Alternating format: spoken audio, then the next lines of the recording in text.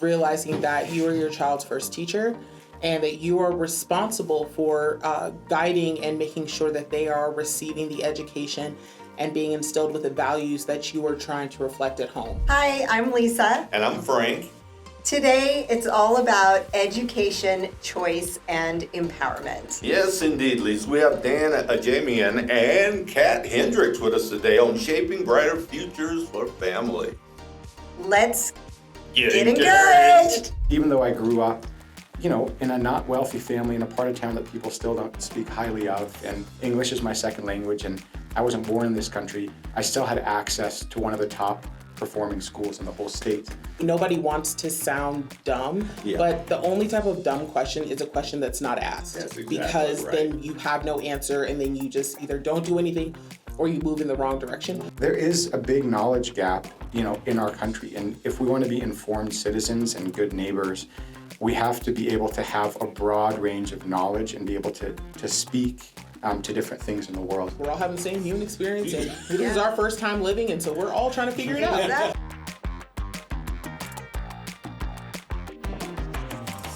Hey guys, welcome to the Be Encouraged Show. This is Colorado's Voice for Growth and Good. I'm Frank. I'm Lisa. Yes, she is. Now, Lisa, today we're sponsored by The Hive, as usual. Kylan, what a great name. Yes. And a great company. Yeah, a platform connecting purpose-driven dreamers to the experts who want to champion them. Visit The Hive at, you don't have your Hive thing on here, man. What's wrong? What's up with this? Isn't that on there? No, it isn't. Anyway, visit The Hive. Because that's where impactful visions are showcased, matched with services that care. Thehive.vision is where you can find There them. you go. She's much younger, so she can remember. Today we're talking about education, not just schools, but the people, the families, and choices that shape a child's future. Oh my, what a grand conversation that sounds Yes. like, doesn't it? Guys, we always start here because we believe it's the world's greatest icebreaker. Right? So you ready for the world's greatest icebreaker? I think so. I love it. Dan's a Colorado native, by the way. Oh, really? Yeah. Nice. Yeah. Since I was 3, if that. Three. That Oh, counts. If you'll take me. My daughter, I'm a 3 true too. native. Okay. Oh, She's okay. a real native. So she says you're not legit, Dan, by her expression. I mean, she's on my board, so whatever she says goes. Native status, like I was born here. Okay. All right. You win. All right, you just claimed that. Yes. Right, Catherine? What's the biggest challenge, Dan, starting with you, that you've had to overcome in your journey to date? Wow. Okay. That's a good question. The biggest challenge I've had to overcome in my journey to date. I think I would just say sharing the vision and sharing the need for opening this school. I faced a huge challenge when I was part of a school startup 12 years ago, but we got through that through a lot of hard work. That was at Colorado Early Colleges at the Parker location. And then I would say there was another big challenge of just working with a school through COVID. And so I think working through those and then getting to this point has just taught me to work with different types of people, to work through different scenarios, to learn to have courage, even though you don't see a path moving forward. So I would probably say that would be the biggest one, is just when you can't see, 10 miles ahead or even 1 mile ahead. You're kind of going a month at a time, writing the charter, getting it approved, getting the grant money, getting a building. So you can't have everything laid out. You kind of have to just take it one step at a time and just trust that if you continue to work hard and have the right people around you, then you can go on to the next part of the journey. Right on. Thank you, Dan. Hey, Kat, you knew I wasn't going to let you go. Yeah. It's because she's the Colorado native. That's right. The native gets extra think time. She made it very clear that she was here just to support you. And we were like, oh, she has no idea. None. Yeah, tell us about greatest challenge to date, my friend. Greatest challenge, I honestly, Personal business, it's for- up to you. for me, honestly, it's been myself. Like, overcoming myself and like the limited mindset. So coming out of the why me to the why not me. And so yes. that I think has been, because throughout all the things, personal, professional, everything, it's, being like, I can't do this, to being like, no, I can. I just have to look at it differently or change directions or have better perspective on it. And so I would say I've probably been my greatest challenge. Me as an individual. But we have continued to overcome. So praise the Lord. I absolutely love that answer. I do too. Right? Yeah, I that's think so we're much all vulnerability. doing that, right? Yeah, you've On been a my daily biggest basis. challenge, actually. Oh, stop it. I'm just, did I say that? I just out put the loud? mirror in front of you, that's why. Oh! We're challenging for ourselves and for other people. Yes. So we're all a challenge.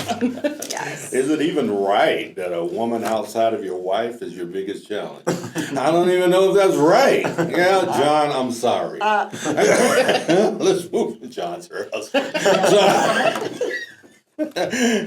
Supposed to encourage him. Oh my God. Dan, you shared that a public charter school changed your life. How did that experience shape your decision to dedicate your career to education and ultimately launch East Hills Academy? Yeah, that's a great question. We have 2 hours for this, right? I'm just kidding. I'll give the abbreviated version. So my family moved to the United States when I was 8 months old, hence why I'm not a Colorado native. And tell them where from. From the Middle East. So I was born in Abu Dhabi. My parents are Lebanese, so I'm Lebanese. But they left Lebanon because of the Civil War, and they left Abu Dhabi because of the Gulf War. So we're just waiting for something to happen here, and then we'll leave again. Oh, oh my gosh. There is something. Have you seen Minnesota recently? Oh, I don't talk about politics. Go ahead. We don't either. I don't know why you brought it up. But all that to say is, we came to Colorado Springs, and when my family moved here, school choice didn't exist. And you go to the school that you're zoned for, but sometimes parents know their kids best, and so they know what's best for their kids. And so my parents were looking for different options for me, and someone came to her, Linda Carroll, actually one of the founders of the Vanguard School. It used to be called Cheyenne Mountain Charter Academy. Yeah. The very first year that charters existed in Colorado Springs, I was going into kindergarten. And so Linda Carroll found my mom, and she told her about this great new school that's opening up. And she said, you could put your son's name in the lottery and we'll see what happens. And I got selected. So I was the first class to go kindergarten through 8th grade at Cheyenne Mountain Charter Academy, which is now the Vanguard School. Yeah, my kids went there for a little bit. Oh, they did? Yeah. Oh, what years? Oh, goodness. Like 15 years ago. Okay. Yeah, I was there from 95 to 2004. So we Okay. might have just missed each other. Yeah, maybe. Yeah. But yeah, and so I attended there during those years, and we actually just had a 30-year anniversary of all of our friends who were there in kindergarten together. We just got together back in December because we all stay in touch, and we're all great friends. That's awesome. Yeah, and so we did that, and I didn't realize that I'd experienced anything different because that was all I knew, that one school, with uniforms, cursive, core knowledge, character education, all that stuff. It was just normal to me. And then when I went to Palmer High School, freshman year, I realized how great of an education we'd received. They placed us in junior math that year, and I just felt like we had such a great education. And then even, compared to, we had a great education similar to my old North End friends. And so even though I grew up, in a not wealthy family in a part of town that people still don't speak highly of, and English is my second language, and I wasn't born in this country, I still had access to one of the top performing schools in the whole state. And that wasn't because of anything that I did or even anything that my parents did. It's because Mrs. Carroll came to my mom and said, hey, we're opening a school. And it was a great opportunity for me. And that set me up for success in the Palmer IB program, and it helped me get an almost full ride need-based scholarship to a university. And I owe all of that to my K-8 education. And so it brought me here because this is an opportunity to expand access to an excellent education to more families because of busing and a family-friendly schedule, so that more kids who typically might not be able to access, a core knowledge charter school would be able to access it. Right on. That's awesome. You can just see the track, Lisa. that led him to where he is today. It just makes most people don't go straight line like that. No, yeah. This person. We were a military family when we landed here, and my kids unfortunately had to zigzag across the states, and you get all types of good and the bad and the ugly as a military kid. So by the time they landed at Vanguard, you're talking middle school, they were so lost. It was so hard for them. But they muddled through and passed, and then they launched into high school, and they were both soccer players. They ended up in Pine Creek, of course, but it was interesting though. I mean, because if you start early in that school, it's amazing. Yeah. Because especially like kindergarten on, those kids were thriving, but if you come midway, it's really difficult. Very Everybody's difficult. brainy hacks. You go, what the? Yeah, but their way of math, all the things was so incredible. I mean, we were like, you've got to go to this school. It's so great. And then we were like, oh my gosh, it's so hard. The tears at night with the kids and, as parents and stuff, it's a battle. But yeah, there's different kids for different schools. Correct, And which is why we believe in school choice. Exactly. Yeah. And I fell in love with that as a military family. Yeah. What a great segue to Yes. that next question. Kat, you're next. So you spent over a decade working in school choice and parent advocacy. What first drew you into this work, and what keeps you committed to it every day? Well, my mom.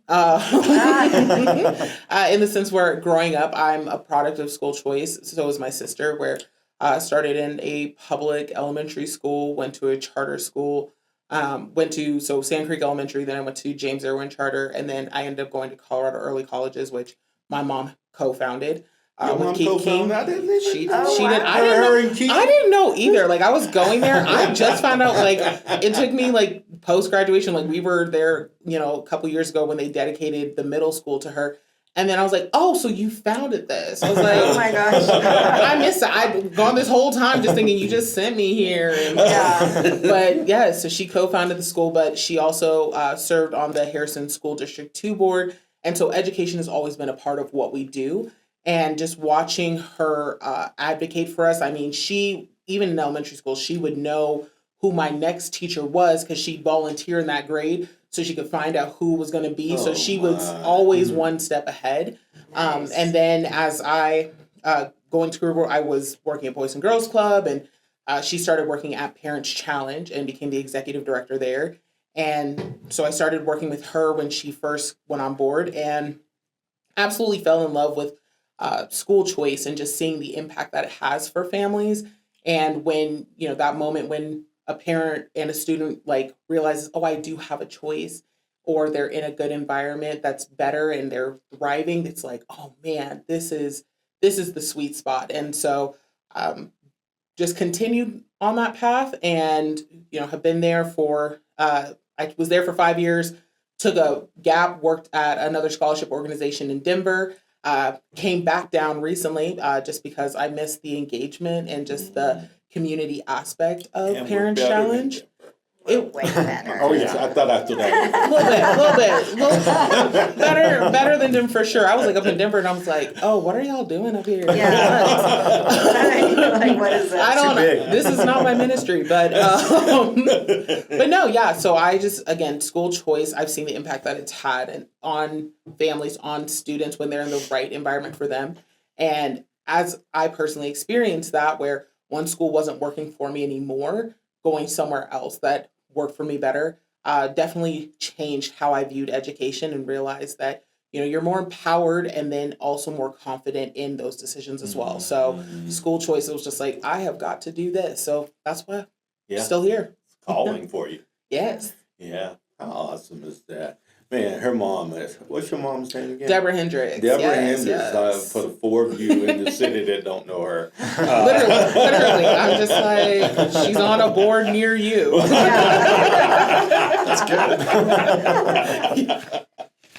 Oh, my word. Kat, also as a follow-up for you, many parents don't realize that they have choices when it comes to their child's education. So what are the biggest barriers families face when trying to navigate this system? So it can be overwhelming. There are, especially in Colorado Springs, there are a lot of choice options. I mean, Colorado Springs within the state has the best school choice with open enrollment between districts. We have a ton of charter schools, homeschool networks, private schools, and there's 17 school districts. Oh my. So Okay. an abundance of choice. And so when you're coming in, it can be overwhelming, especially if you have not experienced choice before. And then we've also realized that there's also that financial barrier for some families where they're just like, oh, well, I don't have the money, but they don't realize there are resources out there like Parents Challenge. ACE scholarships is one for those who are at private schools, and then Seeds of Hope. But there's money and there are funds to help families with that. And at Parents Challenge, we go above beyond just providing scholarships. We also provide grants for those who are in the public charter homeschool space, with the goal of helping, saying, don't not go to a school option because you think you can't afford it or because you don't think there's resources. There are. You just have to get plugged into your community. And so I think those are probably the main two barriers that I see that families have to face. And those can be quite astonishing for people that don't know. I want to give a quick shout out before you move on to your question, Lisa, to the great Steve Shuck and Yes. the founder of Parents Challenge here in the city. Mr. Shuck, a lot of people don't like real estate developers and those things and et cetera, but he is a man of principle and integrity. Good man. Oh, Thank you, Mr. Shuck, if you ever see this video. He will. We'll make sure he does. Yeah, no, that's great. So Dan, East Hills Academy. Yes. It's a tuition-free public charter grounded in the core knowledge model. Some parents hate that, some love it. It's kind of controversial, I think. Amongst parents, I could say that. But what does that mean for families, and why does that approach matter? Yeah, great question. And I'd love to hear, maybe off-site. Yeah. I'd be curious.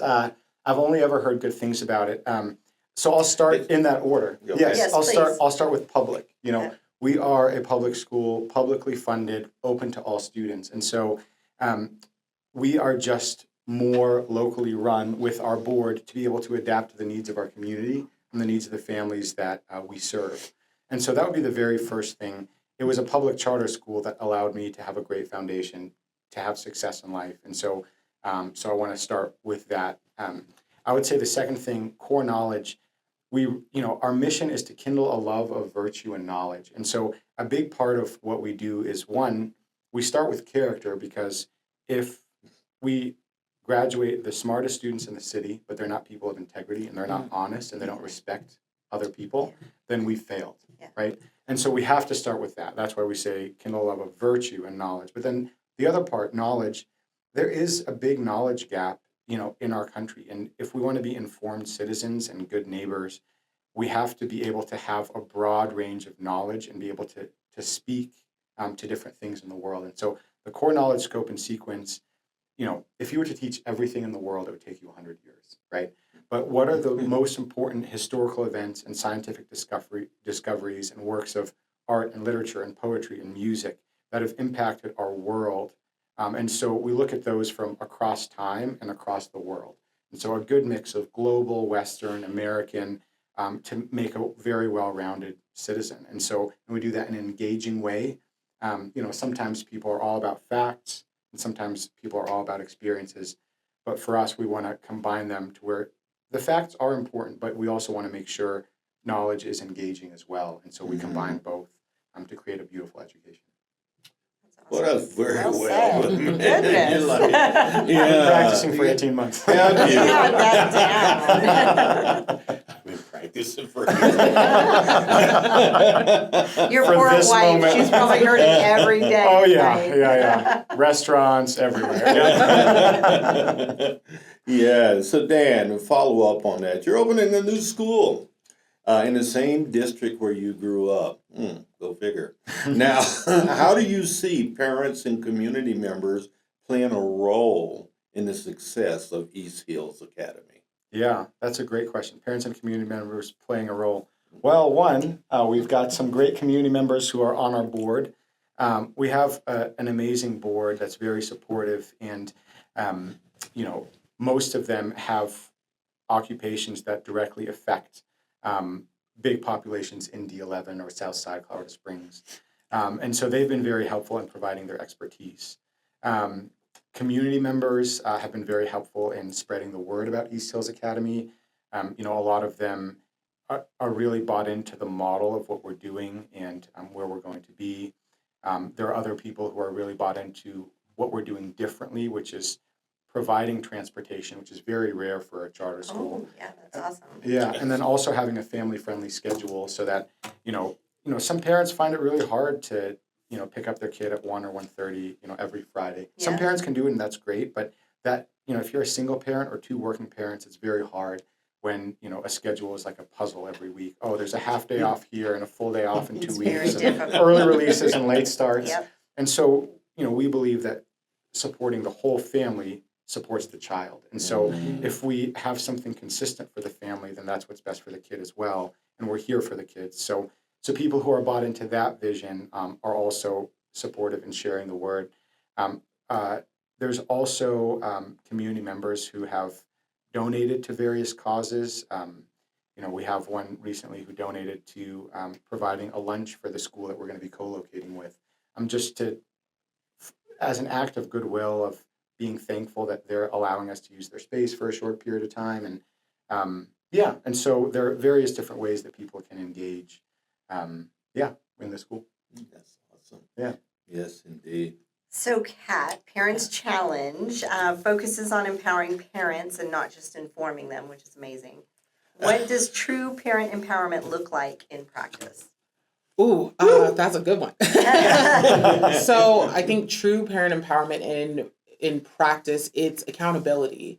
It's realizing that you are your child's first teacher and that you are responsible for guiding and making sure that they are receiving the education and being instilled with the values that you are trying to reflect at home.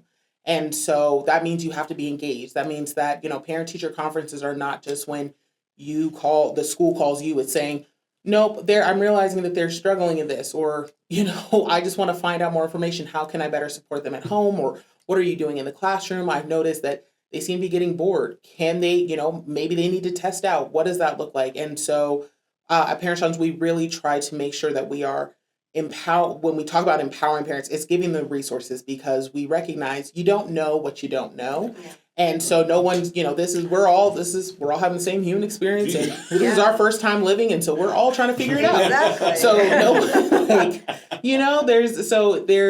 it takes a village to raise a child. Yes. And we believe in that community aspect of walking alongside of you, holding you accountable to doing what you need to do to make sure your child is successful.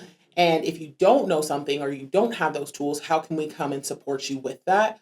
But it really is intentionality, accountability, and repetition, because again, it's building those routines, building that strategy, building those tools, and learning how to use them on a regular basis. Yeah. I mean, I'll say as a young parent, when I, early on in my 20s, when I had the first two, I was lost, and I was very grateful for the schools who actually said, parents, you need to do this every single night. Because you really are training a parent. Yeah. Like, I had no idea. They don't give you a manual at the hospital. Exactly. Like, How to raise your children. It wouldn't work Yeah. But And it's very helpful. and each child is unique, and Yes, so really exactly. encouraging that, and that's why we're like, we don't advocate for any specific choice or school or district.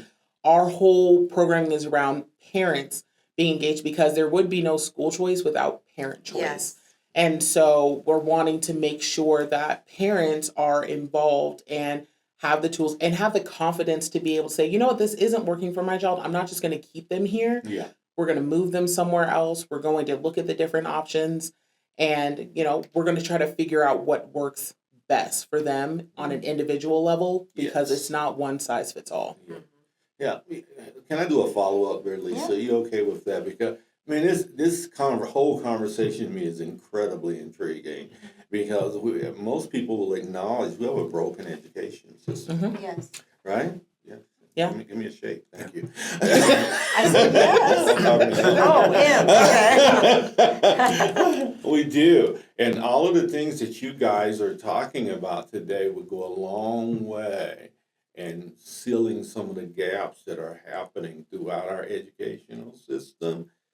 But we have parents that are in this cohort of generation today don't have the skills to do what you just said, or the follow up, or the discipline to do those things for their children. So, what say you about how to? Is that your biggest challenge, or one of your biggest? You want parents involved, but they're a little reticent to do that. Yes, and no. I think it's again us. It's changing that mindset and introducing a mindset that might not have been there for a lot of people, and reminding people that it's like you are accountable for you and what you do. Like your choices, every choice has a consequence, good, bad, or That's indifferent. Yeah. Yeah. What you choose, like that's the outcome of that is based upon your choice. And so it's just reminding people of that because we've kind of gotten away from it where it's like, Yes. well, I don't like what's happening, so it's the government, it's my mom's, it's my dad's, it's my neighbors, like, it's my ex-boyfriend's, like, Yeah. no. Pointing fingers. Yeah, it's a lot of finger pointing, but it's like when you point a finger, you have four pointing back Yes, at you you. do. So Yeah. reminding people of that and just also giving grace, but also grace does not shuck responsibility. No. Grace No. requires responsibility. It does. And so saying, you know what, we understand that you might not get it, but here's the thing. I'm going to tell it to you. We're going to go through it. I'm going to give you the grace this one time, maybe two times, but the third time, if we're back here again, then here's the consequence for that. And so we have a lot of accountability measures in our program to kind of help infuse that. We are not a handout organization. We are a step up organization. Hand up, yeah. And so we do not just give you money just because you exist. You're right. Like, that's not, that, like, if I wish I could get money for just existing, that would be great. No, you don't. You don't. And so we say, we're happy to walk alongside you financially. Yeah. But here's the thing. We need you to come to our empowerment sessions and learn and, be poured into because we know that you're going to take away something. We need you to, give us a report on what you're doing with your child because it's not just necessarily just for us. It's for you to see what gaps might you have? What areas have you not been as vigilant in? We have to have you turn in report cards because, again, we do not fund failure. And so if you're just out here, your kid's getting all Fs and why are we paying for them to go to school or why are we paying for soccer? Because, you can kick a ball, but you can't even spell ball. That's a problem. Yes. That is a problem. So it's, again, having that accountability where it's like, okay, might need to relook at how we're visualizing the world that we're in and how we're functioning in it. So. I love it. I just love it. Oh, my word. Break it down, girlfriend. That's what I'm talking about. Yes. She's obviously held many conversations like that. Yes. Just a quick follow-up, then we'll get back to you on this, Dan. But for parents who feel overwhelmed and intimidated by the education system, what's one step that they can take to become more confident advocates for their kids? Ask questions. I think that we've gotten into this where nobody wants to sound dumb, but the only type of dumb question is a question that's not asked. That's exactly because right. then you have no answer and then you just either don't do anything or you move in the wrong direction. So ask questions. Like, no one's expecting you to fully understand the educational system. You're not a teacher, so you don't know what you don't know. Yeah. So just ask questions because also in parents being curious, that's going to trickle down to your students and they're going to be curious and they're going to ask questions and they're not going to have that fear of, oh, I don't want to ask because I don't want to raise my hand because I don't want people to judge me. Like, no, ask the question because I guarantee there's somebody else in that space who was wondering the same thing but just didn't have the confidence to. So ask the question. No one's expecting you to be an expert. Exactly. Even the teachers need to ask questions. We could all do better at asking more questions. Stop assuming and ask. Yes. You're either curious or you're cynical. Yes, To exactly. me, you're one or the other. Yeah. Yeah. So Dan, for families exploring new school options, what would you want them to know about East Hills Academy and the opportunity it represents for them? Yeah, that's a great question. So yeah, like I touched on previously, the focus on a character education is very huge for us. And it's not just a box we check. It starts from the staff that we hire down to the core values that we have, relationships, integrity, service, and excellence. We cover a different core virtue every month. We incorporate the character lessons into, what we're learning about historical figures or literature. And so that one's very big. And then I would say the other piece is just a beautiful curriculum that's sequenced very intentionally, so that your child is very well rounded, and that includes art or music every single day. And so that's the other piece that's very important for us. Another one I would say is small class sizes. I know you don't just want to be a number, and so we're committed to having smaller class sizes, especially because of the location that we're going to be in Central Colorado Springs. And so we're able to What have is small that? classes. We are co-locating, D11 and Mann Middle School has generously allowed us to co-locate with them for the first couple of years for our school until we find a permanent location. And yeah, we're very grateful to them.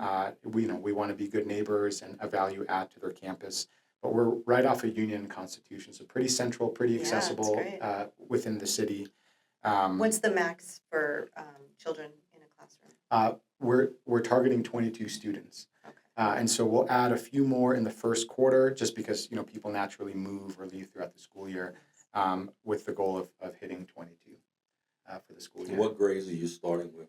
Kindergarten through second grade. And so we have 2 classes of kindergarten, one of first and one of second. So we want to start small to keep the culture strong, to keep the quality high, and we'll grow 1 year at a time to get to kindergarten through 8th grade. That's what we did at Banning at the Okay. prep. They started, just all the way up through middle school. Yes. Then they did middle school. And then, okay, now we're going to do freshmen, and then let's add in some, sophomores. I mean, it's slow growth, Where but are it you was at now? good. They're They're solid. K-12. They're All the way through K-12. 12? Yeah.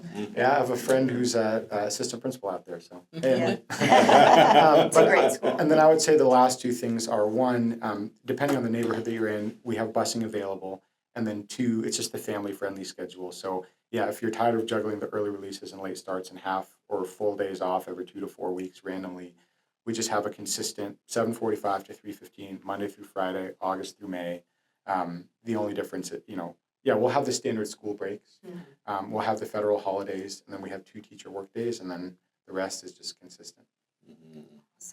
Oh, you can actually make a schedule. Yes, What a novel exactly. idea, right? Well, it's hard for working parents. Yes, That's exactly. what you mentioned They earlier. don't think about that. Yeah, it's a lot. Mhm. Yes, you're up. Oh, again? Okay. Well, I love that you both, Frank, my takeaway for them is that you both have a passion for the parents and educating the parents first and foremost to meet the needs of their children. And I love that because being a parent too, and again, back when I was a military parent, it was a trip being on Peterson Air Force Base, trying to navigate, figuring things out. And having that choice of doing it is amazing. And I love that there's sponsorships and that your school's going to have the transportation.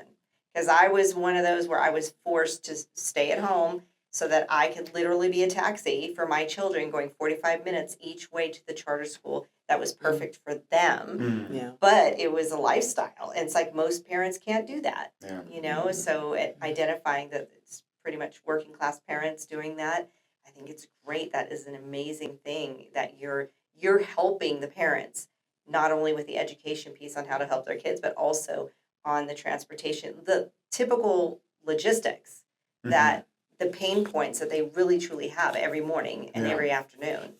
Yeah. Yes. Spoken like a mom. Yes, exactly. Yes, indeed. My takeaway today, guys, is Dan, first of all, I just want to tell you from the bottom of my heart and for our community, thank you for this endeavor.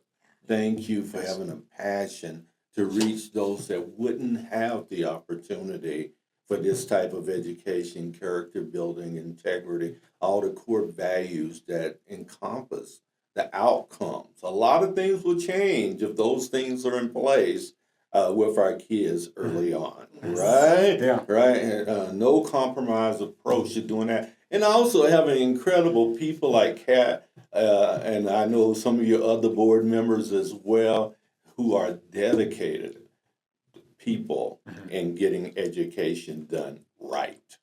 And there is a right way to do education. So thank you guys both for being there. Lisa, why don't you, because you are amazing like this, I have to tell them this. Do you believe it today? Yes. You are. You're so incredible. Your bad points. Yeah, so. After all these years together, I still find her absolutely amazing, and that is so awesome. Yeah, you want to ask these people one last closing thing? Yes, I do. So, Dan, we're going to start with you since Okay. you're the panel hostess with the mostest here. We, as you know, our whole mission here on the show is to infuse hope and encouragement to the world. Yes. So we would like you to take a moment, definitely let them know how to reach you and how to get active with the school coming out and all that good stuff.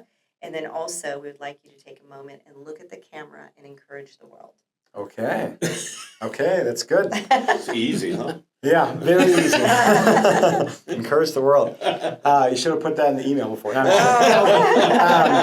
Thank you for joining us today. Yeah, my name is Dan Ajamian. You can find us at easthillsacademy.org, and that's where you can find all the information about the school.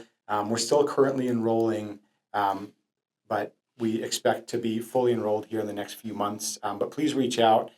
We're doing some info sessions. I also get coffee one-on-one with families to share about the school. And then, my encouragement for the world. I'll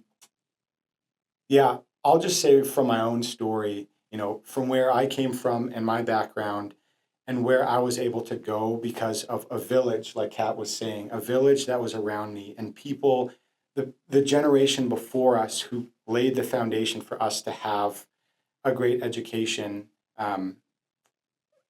In the same way that they laid that foundation for us, we want to be part of the movement to lay it for the next generation. And so I've experienced that hope in my own life. And I know that you and your children will experience it in yours. Awesome. Kat, you're next. You knew it was coming, right? Knew it was coming. So you can contact me through our website, parentschallenge.org. Happy to connect you with what we're doing, and as well as to, the community is invited to our empowerment session. So come gain resources, gain knowledge. We would love to have you. And if you're interested in participating in the Parents Challenge program, our wait list is open for the 26-27 school year. So make sure to apply online. And I guess my encouragement would be, we will fail. God never does. And so don't put your trust solely in yourself. Put it in Christ and trust in something bigger than you. And don't be afraid to ask questions. You might get an answer. So. And all God's people say it. Amen. Love it.